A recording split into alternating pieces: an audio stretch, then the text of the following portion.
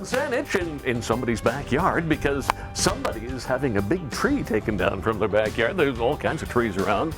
Jarrett, how are you? Hey, Gordie. Scotty Tree Service. Good. What's going on here? I'm thinking somebody's up this tree, so that's probably the one coming down, is it? Yeah, that's right. This maple has grown into the retaining wall here, and it was just doing some damage, so we decided to come in here and remove it. We've got some rigging lines set up, and so we don't hurt the shed. Yeah. And we're just going to slowly lower everything down to the ground and get rid of all the debris. I'm guessing, and I'm not very good at it, it's probably about 40 feet tall, the tree, or so? Yeah, 40, 50. It's not nothing too high. They grow out as much as they do grow up, these maples. So yeah, it's not that bad. But how do you take it down? I mean, well, there's a shed right underneath it, and well, there's us underneath it too, for that matter. How do you take it down safely? You can't just saw the thing down. And no, we can't just fall it. That's right. It's leaning right over the shed, so we can't really correct that. So we're just we're tying in at multiple tie-in points here, so we can take bigger limbs. And hopefully the idea is that we put our cuts in and it balances the limbs out, and we'll just like slowly lower them level to the ground all the way to the ground. So it just, you know, it's controlled falling, and nothing's going to be coming down that we don't want to. So I guess the deal is the senior guy gets to be down here, and the junior guy gets to risk his life up the tree. Well, you know, Ryan likes showboating a bit up there, so you know, I gave him the spotlight today. So. He really appreciates it, I know that. It must be a lot of experience into doing this. I mean, you can't just come in somebody's backyard and run up the tree and start cutting things. I mean, you got to know what you're doing. No, there's a big learning process. I mean, I find you learn a lot when you're just standing on the ground and looking up. You got to put in your time on the ground, that's for sure. Yeah. Which is just dragging brush and, you know, bucking up wood on the ground. But yeah, you can't really just jump into climbing up a tree and rigging stuff like this. It takes a lot of experience, as well as like teaching from knowledgeable people like Scott, for instance. He's a good teacher. Who isn't here today? No, he's not here today. So you said this is a maple tree, is it? That's right, yeah, big leaf maple. We're in Saanich. Is it okay just to come in and cut down a maple tree? I mean, I know there's rules. Every municipality has their rules. No, I believe the big leaf maple is protected under native species. So it's 30 centimeters in diameter at breast height, which this is well over that.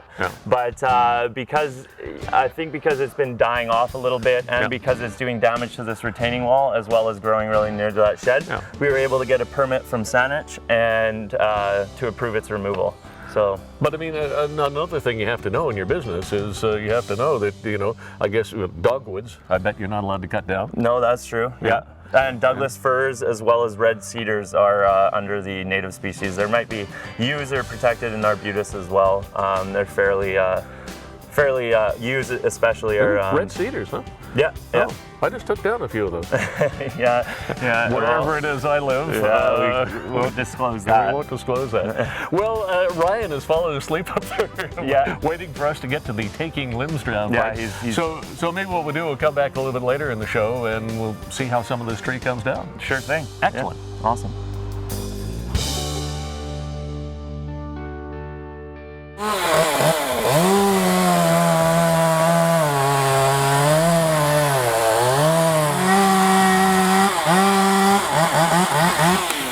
All right, this is what it's all about.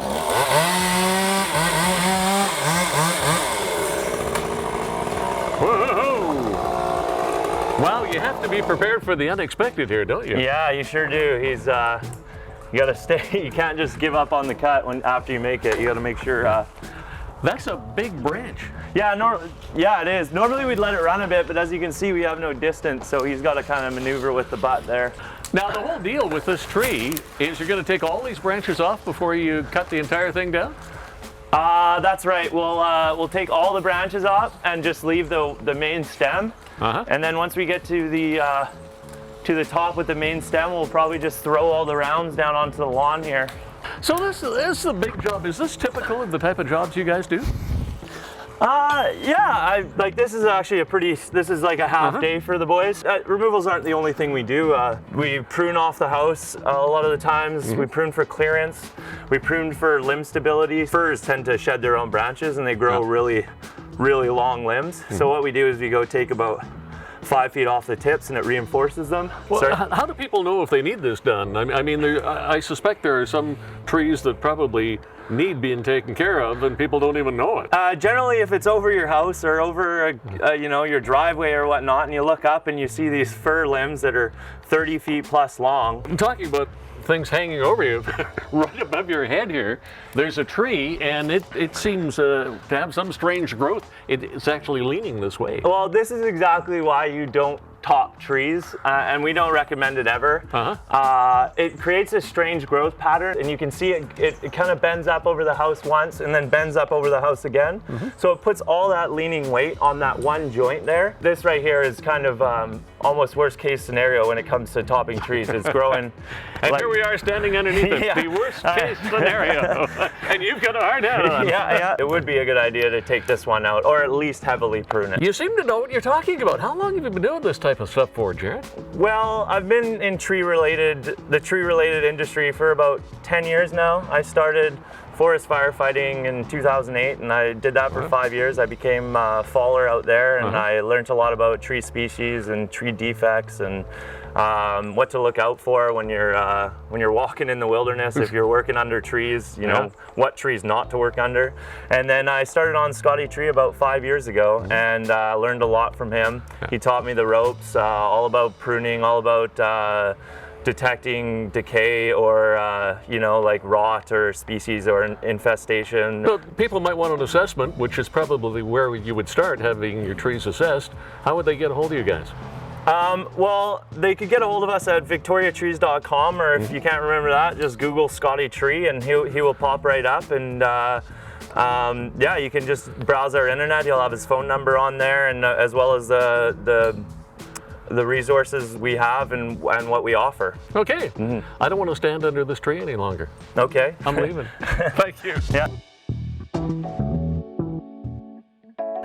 I'm really excited today. We're cutting down a tree. Is that a guy thing to want to cut down a tree? Is that Jared? I think so, Gord. I think so. Jared's from Scotty Tree Service. Ryan's up a tree, so to speak, and the whole process of cutting down the tree, it's not just a whack with a chainsaw. No, Much more to it. What have you done here? You got ropes all over the place and stuff? Well, it's a lot more fun to just whack it with a chainsaw, but you know, this is also has its pros for sure.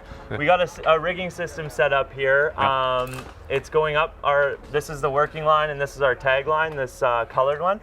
And it's going up and through our pulley and down to 2 webbing straps that are hopefully set at balance points, so that the limb, when it gets cut free, it's just going to sit in the same level it's at right now, and we're just I'm just gonna pull it to the ground and just put it down where that other maple limb we took down is. So experience is important. Yeah, I mean, you can't just go up there and just kind of cowboy it. You have to well, at least watch a few YouTube videos first. At least. And yeah, no, you know, it's a learning process. It's good to watch, and you learn a lot through visuals. That's for sure. Let's do it right now. Okay. Yeah, hey, Ryan, you ready to roll? Okay, look at me directing the cutting down of a tree. I guess electric chainsaws just don't cut it when you're up a tree. No. The extension cord might be a bit of a nuisance. Yeah, no kidding.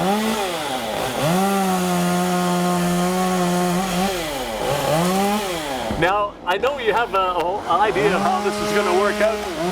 Yeah. But I bet it's a surprise every time. Yeah, you know it is.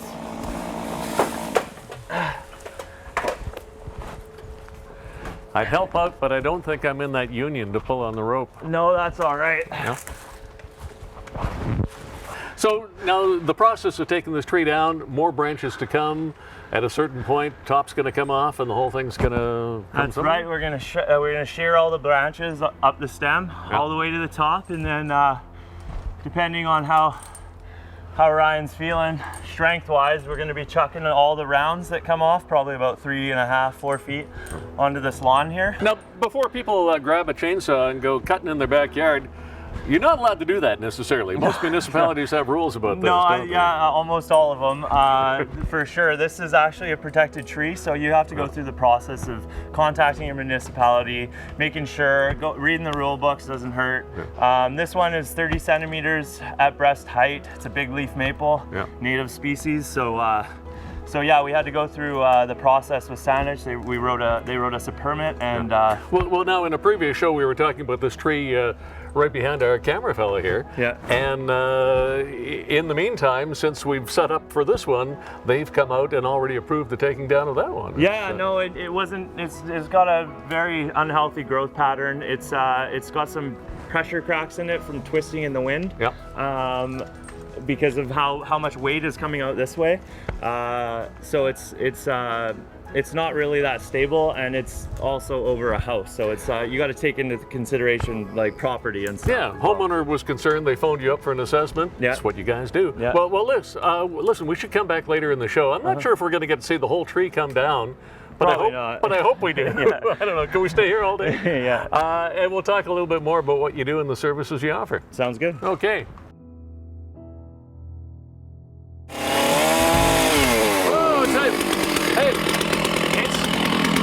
Like you've done that before. Yeah, that's right. Bucking firewood. It's a groundsman's dream.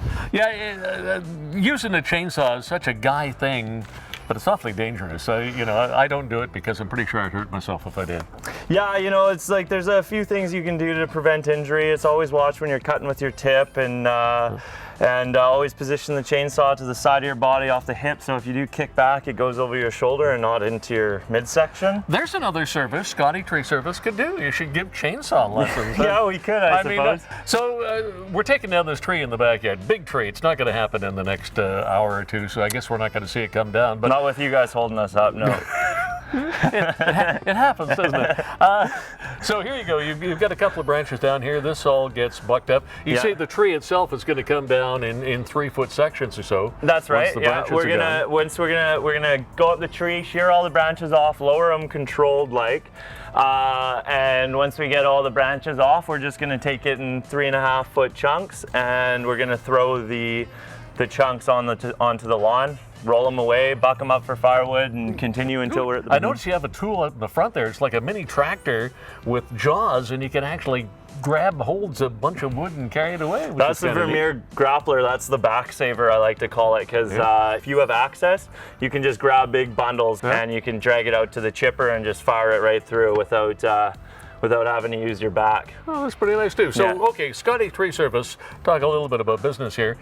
You come out, you give estimates. That's the starting point, I guess. That's right. We do estimates. We do consulting, which is we assess trees for any hazards or risks they might cause.